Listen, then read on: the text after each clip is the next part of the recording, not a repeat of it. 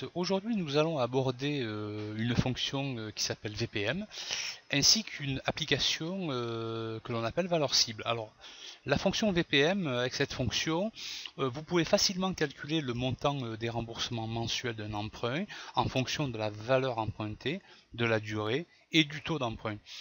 Quant à la valeur cible, cette application, nous allons le voir lors du tutoriel, nous allons voir son utilité. Alors pour information, j'ai mis à votre disposition sur YouTube deux tutoriels consacrés au solver. Alors pourquoi je vous parle du solver? C'est ni plus ni moins que le pendant de la valeur cible, mais en nettement plus puissant. Donc je vous invite fortement à visualiser ces deux tutoriels. Passons à présent à notre exemple. Imaginons que nous souhaitons emprunter une somme de 100 000 euros à un taux connu de 5% sur une durée de 10 ans. Alors la question que je me pose, c'est combien je devrais rembourser mensuellement et pendant 120 mois. 120 mois, pourquoi? Parce qu'il y a 10 ans, donc 10 multiplié par 12, ça fait bien 120. Alors, pour connaître le remboursement mensuel, je vais passer par une fonction que nous appelons VPM. Alors, plusieurs possibilités, soit je clique sur l'onglet Onglet et je sais où se trouve cette fonction qui est une fonction financière, je vais chercher cette fonction. Si je ne sais pas où elle est, je vais cliquer sur F de X.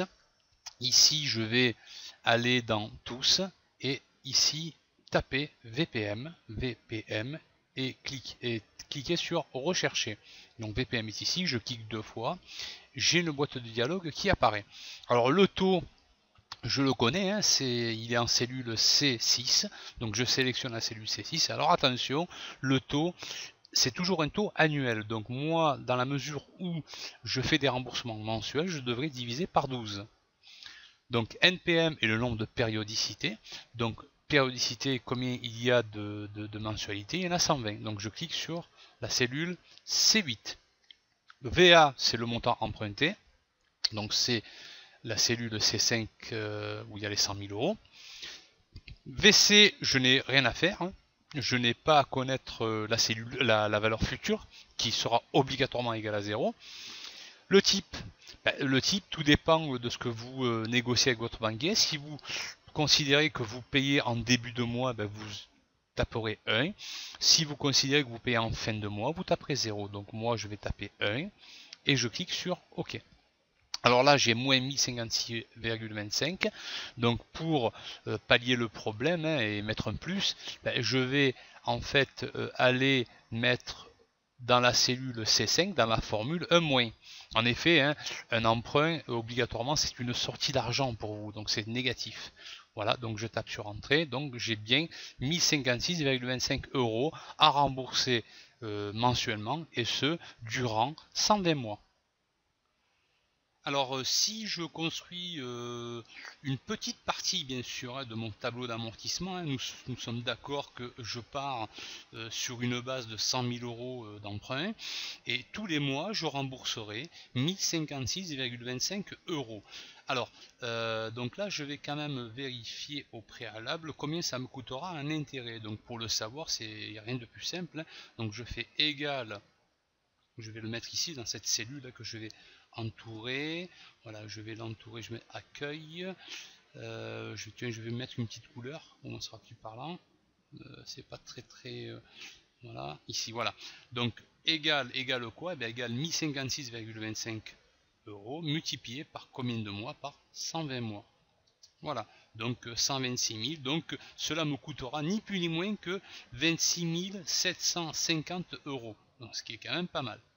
Alors je fais supprimer pour que ce soit un petit peu plus, voilà, je peux remonter. Ok, donc pour calculer bien sûr la partie intérêt sur la première échéance, rien de plus simple, je fais égal 100 000 multiplié par 5%, mais attention, comme je vous l'ai expliqué, c'est un taux annuel, donc je vais devoir le diviser par 12. Voilà. Donc sur les 1056,25 euros, la partie intérêt représente 416,67 euros. Donc la partie capitale, c'est la différence. 1056,25 moins les intérêts. Voilà, donc ça, sur les 100 000 euros, je rembourserai déjà 639,59 euros de capital. Donc la partie capital restant sera égale à 100 000 moins 639, soit 99 360. Donc la deuxième échéance, les intérêts se calculeront sur ces 99 360, donc multiplié par 5% divisé par 12. Voilà, et la partie capitale, je fais le même calcul, 1056 moins 414. Pour la troisième échéance, j'effectue la même opération, donc 98 718 multiplié par 5%, donc divisé par 12, et la partie capitale, c'est la différence entre les 1056 moins 411, 33. Voilà. Donc, alors pourquoi je vous ai montré ce petit extrait de tableau, c'est pour vous expliquer un petit peu pourquoi j'ai, comment dirais-je, mis cette petite image. C'est très simple. Ce qu'il faut savoir, c'est que lorsque vous contractez un emprunt, on pourra le voir par une mise en forme conditionnelle que je vais vous mettre en place. Les intérêts, vous les payez en priorité. Et la partie capitale, vous la payez à la fin. Donc cela ne sert strictement à rien sur une période par exemple d'emprunt de 10 ans d'anticiper un remboursement au bout de 8 ans. Pourquoi? Parce que la partie intérêt, vous l'avez déjà payée. Sans parler du fait que si vous anticipez, vous aurez en plus des pénalités. Alors on peut mieux le visualiser si je mets une mise en forme conditionnelle. Donc je vais aller dans accueil, mise en forme conditionnelle, je d'icône, je vais prendre celui-ci qui sera le plus représentatif et je vais faire la même chose pour le capital. Mise en forme conditionnelle, je d'icône. Voilà, donc là, pour la première échéance, par rapport au nombre d'histogrammes, pour la partie intérêt, c'est beaucoup plus, c'est supérieur par rapport à la dernière échéance, enfin la troisième échéance. Et l'inverse est vrai pour la partie capitale. Donc là, on peut facilement voir que vous payez les intérêts avant de payer le capital. Alors, autre sujet, imaginons que je n'ai pas la possibilité de débourser 1056,25 euros. Moi, je n'ai qu'une trésorerie disponible de 850 euros mensuels. Donc je vais taper ici, 850 euros. Alors, en empruntant bien sûr toujours le même montant, 100 000 euros, à un taux de 5%. Alors, quel est le paramètre qui pourrait éventuellement bouger? C'est la durée. Comme disait Coluche, moins tu peux payer, plus tu payes. C'est-à-dire que si je passe de 1056 euros à 850 euros de mensualité, je vais en effet sortir moins de trésorerie, mais sur une plus longue durée. Alors, je vais voir ce que cela va donner en intérêt. Donc là, je vais faire un copier et je vais le mettre ici. Collage spécial valeur. Voilà, donc là j'ai bien 126 000 pour une durée de 10 ans. Je vais le mettre ici. Que se passe-t-il pour une durée de X? Je ne sais pas, on va voir. Je vais donc demander à la valeur cible de me le calculer. Donc je vais aller, pour ce faire, je vais aller dans données, analyse de scénario dans le groupe outils de données, valeur cible.